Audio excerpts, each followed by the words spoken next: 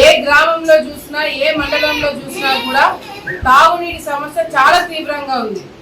ప్రతిరోజు press meet పెడుతున్నాము, ప్రతిరోజు కలెక్టర్ గారిని మేము రిక్వెస్ట్ చేస్తున్నాము. ఎందుకు వీళ్ళు ఎమ్మెల్యేలుగా ఉండి ఎవరిని ఉద్ధరించినట్టు, వీరు ఎమ్మెల్యేలుగా వైసీపీ నాయకులు గెలవడము కేవలము వాళ్ళ జోబులు నింపుకోవడమే తప్ప ప్రజలకు ఉపయోగపడే కార్యక్రమాలు ఏవి చేయలేదు, చేత కాదు.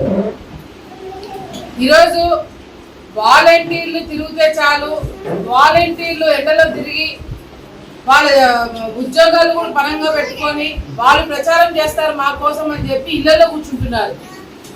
ఈరోజు వాలంటీర్లు కూడా మీరు తెలుసుకోవాలి. ఈరోజు మిమ్మల్ని పరంగా పెట్టి మీ ఉద్యోగాలు పరంగా పెట్టి ఏదైతే 5,000 కోసం మీరు ఏదైతే చాకరీలు చేస్తున్నారో ఆ ఉద్యోగం కూడా మీకు లేకుండా చేయడానికి ఓపెన్ గా వైసీపీ నాయకులు మీరు రాజీనామా చేసి మా కోసం ప్రచారం చేయండి, మీకు మేము వచ్చినట్లు ఏదైనా ఘనకారం చేస్తామని చెప్పి తప్పుడు మాటలు మాట్లాడుతున్నారు.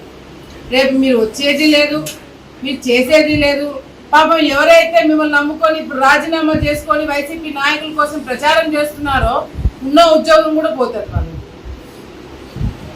ఎన్నికల కమిషన్ చాలా స్ట్రిక్ట్ గా వాలంటీర్లు ఎక్కడ కూడా ప్రచారాలు చేయకూడదని ఎందుకు చెప్పింది అంటే, మీరు ఒక స్థానంలో ఉండి ఒక పార్టీ కోసం చేస్తే రేపు పొద్దున ఆ పార్టీ ఏదైనా తప్పు చేస్తే ఆ మరక ఆ చెడ్డ పేరు మీకు అంటుకుంటారు. రేపు పొద్దున ప్రజలు మిమ్మల్ని వచ్చి పట్టుకుని అడుగుతారు, నువ్వేమో అట్లా చెప్తివి, వాలంటీర్లను నమ్మితే మాకేంది అని చెప్పి మీళ్ళ కాడికి వస్తారు. అది గమనించండి. చంద్రబాబు నాయుడు వస్తే వాలంటీర్లను తీసేస్తాడు, వాలంటీర్ల మీద క్రిమినల్ కేసులు పెడతాడు, వాలంటీర్లు ఏదో చేస్తాడని చెప్పి మాట్లాడినారు. వాలంటీర్లకి మీరు పెట్టిన రోజు నుంచి ఈ రోజు వరకు ఒక రూపాయినా మీరు ఏమైనా సాయం చేయగలిగినారా? 5,000 ఇచ్చాం 5,000 ఇచ్చామని చెప్పి మాట్లాడుతున్నారు. అదే 5,000 ఉద్యోగాలు, అదే మీరు ఇచ్చిన వాలంటీర్ పోస్టులు బయట వాళ్ళు ఉద్యోగాలు చేస్తుంటే ఎంత జీతాలు వచ్చేది?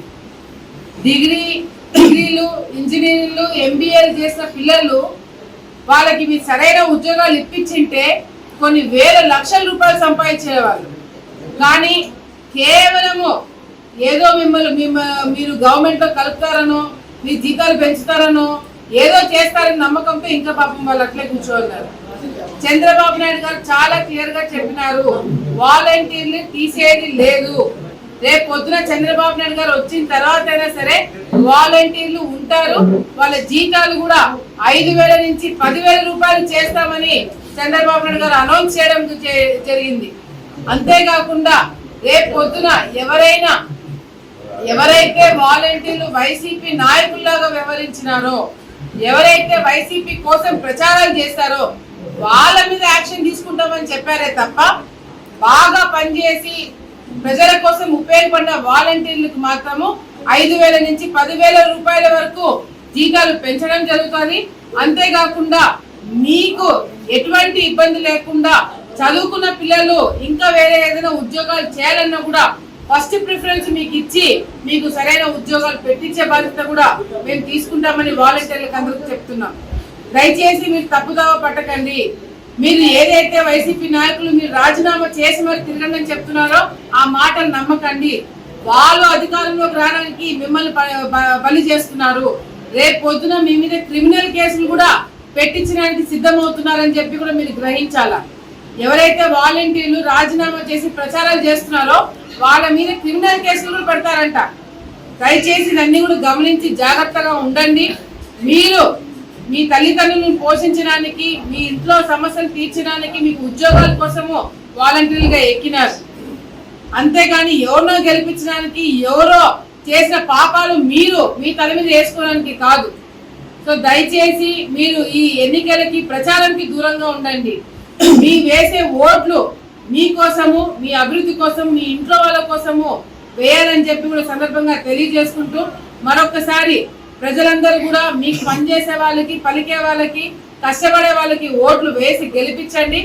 ఈ రాష్ట్ర భవిష్యత్తు, పిల్లల భవిష్యత్తు కోసము ఓట్లు వేయండి. యువత ఈరోజు తప్పుదావ పడుతున్నారు. ఎంతో మంది యువత డ్రగ్స్ తీసుకొని ఈరోజు ఇళ్ల నుంచి బయటికి రాలేని పరిస్థితి. దయచేసి ఇవన్నీ కూడా తల్లిదండ్రులు ఆలోచించుకొని విశాఖపట్నంలో ఎక్కడో డ్రగ్స్ దొరికింది, ఆలగడ్డకి ఏం సంబంధం అని అనుకోకండి. విశాఖపట్నంలో దొరికిన డ్రగ్స్, గతంలో వచ్చిన డ్రగ్స్ కూడా ఇవన్నీ ఈరోజు ఆలగడ్డ కాదు కదా, చివరి మూల గ్రామాలకు కూడా డ్రగ్స్ అందజేసే పరిస్థితి కనపడుతుంది.